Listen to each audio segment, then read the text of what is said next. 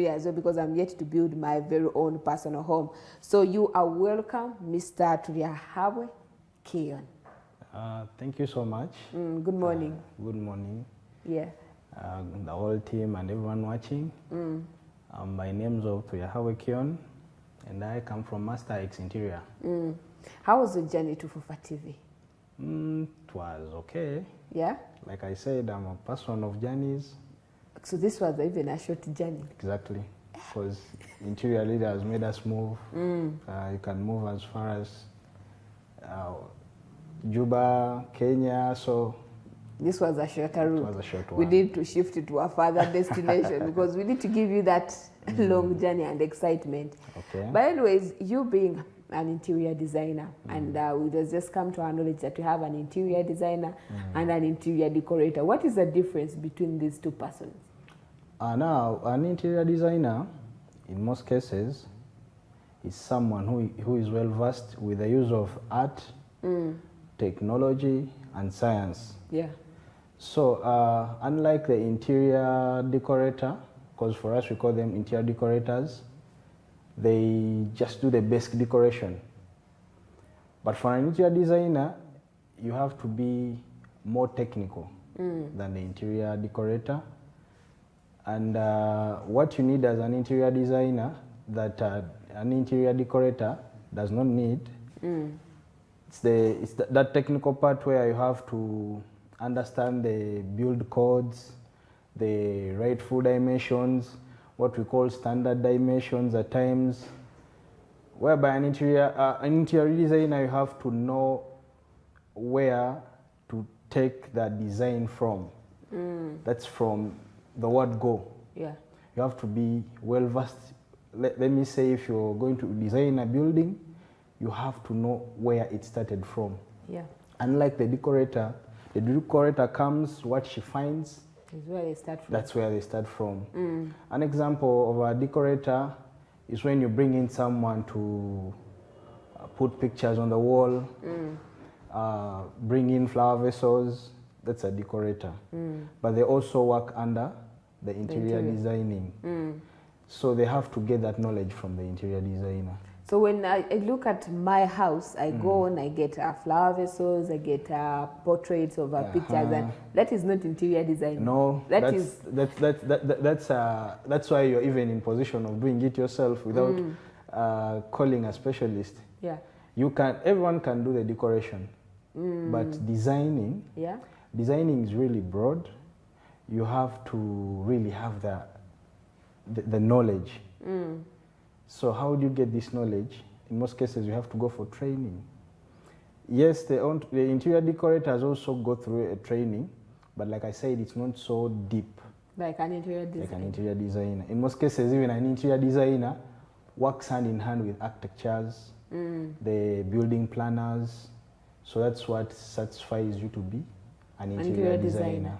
Unlike the interior decorator, anyone can be an interior decorator. I think I can be, because I'm used to putting out pictures. I put the flower vessels, I get something else, I say, okay, let me put it here. And I thought I'm an interior designer. No, there's something that, now like, can you plan for a space? Particularly, I can try, I'll put my bed here. Is it that planning?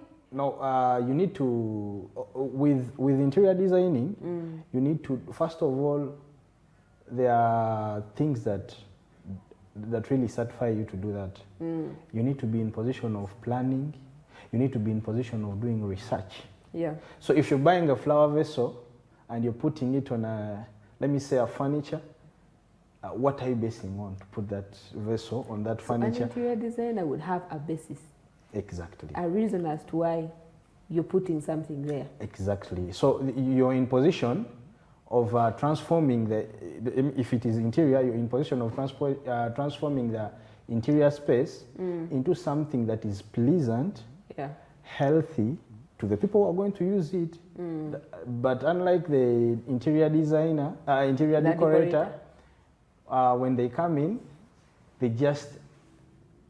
it's like a continuation of what has been already done. Yeah. So what is involved in interior designing? If let me give an example. I have a simple room, maybe a single room, and inviting you as an interior designer to come and help me design this room, what would be the starting point? The starting point would be, I would do inspection of the room. Sit down, understand your, you know, normally you like a client or like a person who wants the service, you have something in your mind. Yeah. I should be in position of interpreting it and as well advise accordingly. I don't have to convince you to dictate on what I have to do. I should be in position of inspecting the place, doing my assessments, see what you have to say about the place, what are you going to use the place for, what should be in and what should be out, concerning the activity that's going to be in that place. If it's a home, like you said, a single room, there's some things you'd want to put there, but they would really not look nice if your target is to have the room's interior really nice. So, and also regarding how do you manage space? I should be in position of managing your space. It's a single room. I see what you have in your mind.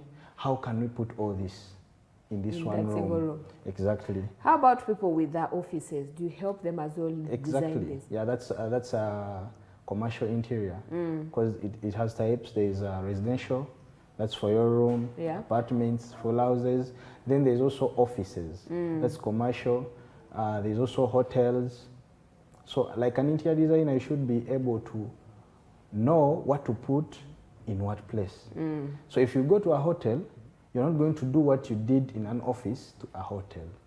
Because those are two different things. Exactly.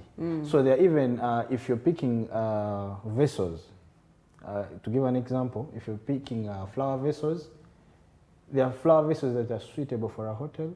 And those that are suitable for? Exactly. That's the part of pleasing. What kind of vessels are those? If you're to describe or shape, colors, what are some of those things that are suitable for residential, for commercial, for hotels? Now, for residentials, in most cases, we have normal shapes. Like you can find something designed in an oval way, square. But when you go into hotels, there's what we call organic shapes. They have those confusing shapes, but they really look nice. And some people call them the natural designs. This is where the straight lines are replaced with curves.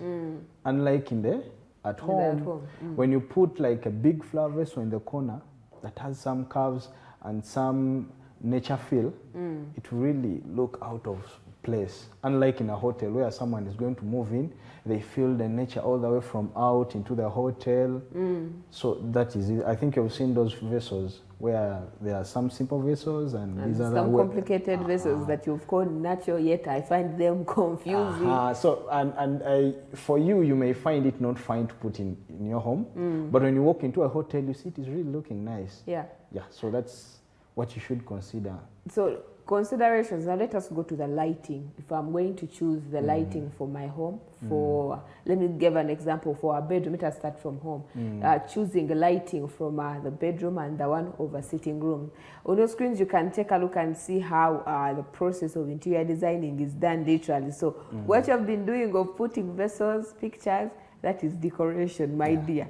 Totally different from designing. Now let us go to the lighting. And how does the lighting differ from the one that I'm going to put in the bedroom and that I'm going to put in the sitting room as well? Now, with the lighting, and for the trend of interior now, lighting has really taken some big percentage. When you're in a sitting room is an open space where there's a lot of activities taking place there. So having a bright light in a sitting room is okay, because in most cases a lot of things are done there and people need light to access whatever they're doing.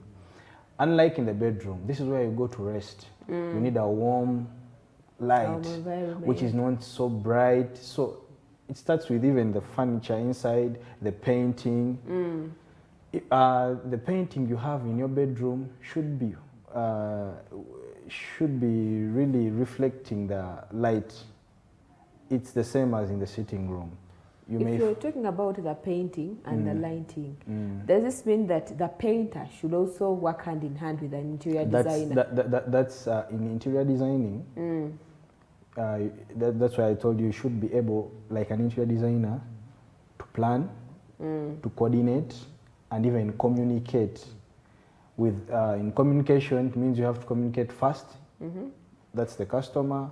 Second, the plumbers, the tilers, the guys who are painting, the guys who are doing the lighting.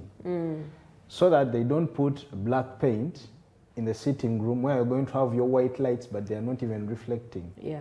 So if someone is to paint a bedroom, they should consider what light is going to be here, what furniture is going to be here. Yeah. So with the light in the bedrooms, they should be at least warm and calming, not so bright, because this is where you go. At times you're tired. These eyes wants to rest. So if the light is bright, really you'll find it disturbing. Which colors can you apply in a bedroom? Because in terms of paint. For paint, yeah, they're what we call warm colors. There are a number of warm colors. In every color, you know, there is in red, in pink, in blue. We have shouting colors and a little bit dark colors. So the toning. Yeah. Like when you move into, it's a trend now where you move into girls' rooms, there's pink. You move into boys' rooms, there's blue. Okay. So there is different kinds of blue. What are you putting? The blue you have in the boys' room, I hope it's not so bright to disturb the boys. And it is a trend of having blue in the boys' rooms, because now people really differentiate it by color. Yeah. They differentiate that this is a boys' room, this is a girls' room. We've had a footage on the screens where we've seen neon lights that are always put into the ceilings. Are these neon lights as well advisable to be put in the bedrooms or only in sitting rooms? The exposed ones or the hidden ones? We have hidden ones and we have exposed ones. So which ones are suitable for both the different areas? Now, lighting in interior designing has a lot of functions. There is what we call decoration, decorative lighting, just putting light to decorate. There's what we call functional lighting. You're putting there light, it is going to be functional. That's why you find a house that has spotlights. It also has a chandelier. In most cases, these chandeliers are just for decoration. When you switch off all the lights and you leave the chandelier on, it will not light that much to light the whole room. So it's just for decoration. So neon lights, they are, in most cases, we use them for decoration. Okay. Yeah. So like I said, they also have to be matching with the colors. They don't have to be off the color. So, and where are you even putting them? Like it would really feel weird finding a red color in a sitting room. A red color of a neon light? Exactly. No, of the light. In a sitting room. Yeah. It really looks really We've seen that happen. People with blue, green, and red colors. And in most cases, these lights, there's what we call fill. You can put in a light that changes color. There's people have not understood this, but when you try to explain to them, most especially when we go for interior, you tell them there are different types of colors according to the mood you're in. There's a movie feel where you want a blue light behind the TV. There's people who normally play games. There's that movie the game feel, the game mode, where you need like a green or even color changing. So lighting, functional light, it's that bright light. When you have like guests at home, there's a function. Now what you need is light. Yeah. Now there's that time where you're going to switch off that light, and then you leave. Like you switch on the light according to the mood you're in. You're seated watching a movie, you have like a blue lighting behind. That's why you see us putting lights on TV areas. Yeah, but like I said, it also depends on the client's preferences. If she wants the light there, we'll put it there. If she doesn't, there are some people who even who have problems with light. Yeah. So that's why I told you, like an interior designer, you should be able to make the spaces functional, healthy, and then pleasant. So these lights are controlled using a remote? Yeah, there are those controlled with the remotes, and that's the trend now. Remote is the trend. Then switch, but The switch, the switch are just getting outdated. Outdated? Yeah. It's now the remote. The remote. Before we get into that trend, so now let us go to the office setting. We are now done with the home setting. We have the lighting and all those, the lights that you could use over remote. Now let us go to an office setting. Someone who would want to plan for their office very well. What are some things that you consider first, the factors in regards to the color, the materials that you'll be using, and in regards to the lights as well for an office setting? Even at home, when we go back, even at home, like an interior designer, you need to be in position of understanding which material to use here. Most especially, you see let us go to the furniture and chairs. There's leather, there's fabric. Which kind of fabric can I put here? Which kind of leather can I put here? So that as well differs. Exactly. It's not a matter of the can't you send take a word. Picking out pickings because you saw it on a TV or in a magazine and it looked nice. It may have looked nice in the other room because maybe the room was big, maybe the room had a lot of things. Now for you putting it in your small room, it is really being off, and then you're saying, now these things of pictures, they don't really, you can see it on a picture, it's nice, and but when you apply it here, it is totally different. So when you could be having your expectations, and the thing may be nice because you saw it in another room or in a neighbor's room. Yeah. But is it really suitable for yours? That's when an interior designer comes in. So for going back to the office, you need to know, because when you're setting up an office, there are sections. There's where people come, the first phase of the office, that's the reception. Yeah. There's what we call boardroom. There's like the director's room. So you have to consider, if the director is going to sit here, what is he going to be doing here? Maybe he's going to have maybe a TV there. So how do I plan for that TV? Okay. If this is the reception, how busy is it going to be? If it's going to be busy and the space is also enough, apply something that is big, that is functional and fashionable. So if someone comes in, the first impression they have at the reception is enough to speak that the place is really nice, these people, they are doing this. It's nice. It's nice. Most cases people are not understanding that, but interior is really speaking so much for wherever we go. Yeah. When you find, that's why you go in some hotels, they are expensive than others because of the interior. So in offices, you have to understand, this is a reception, how busy is it going to be? And what designs are suitable for this place? Yeah. Is it a curved space? Is it a straight space? Because if it is curved, and then you're not adjusting like the space is, you may find either you're spoiling the design or you're wasting space. So you have to consider the shape of the rooms. You have to consider the light source. If it's a boardroom where they will need a lot of light, you don't just come and say, now I have a bookshelf, I'll put it on this window. You're blocking the light. They have a small space. They have limited windows. You don't have to make small cabinets because you want to utilize the spaces. So what comes in your head, what is going to be done here? You have even to separate what is supposed to be at the reception remains at the reception. Okay. What's supposed to be kept in the boardroom, provide space for it. What's supposed to be in the director's room, provide space for it. So that the director does not get tired. They cannot understand that if you don't tell it to them.